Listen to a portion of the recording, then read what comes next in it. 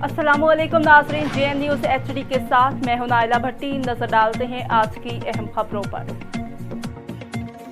शुमाली वज़ीरिस्तान में मोहसन फैज़ाज वज़ीर की रिहाइशगाह पर सियासी हलचल में एक मुस्बत पेशरफ। तहसील शेवा काबुल खेल कौम के साथ आज साबिक़ सूबाई वज़ीर मोहम्मद इकबाल वज़ीर और नौजवान सियासी रहनुमा मोहसन फैज़ाज वज़ीर के आने वाले इंतखाबात के हवाले से तफसीली जरगा हुआ।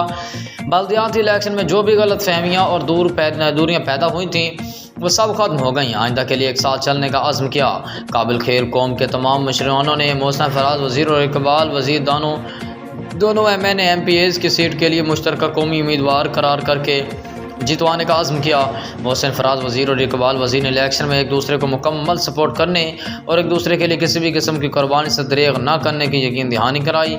मोहसन फैज़ाज वज़ीर ने कौम का तमाम मुअज़्ज़ज़ मुशरान और जवानों के लिए खाने का एहतमाम किया गया था।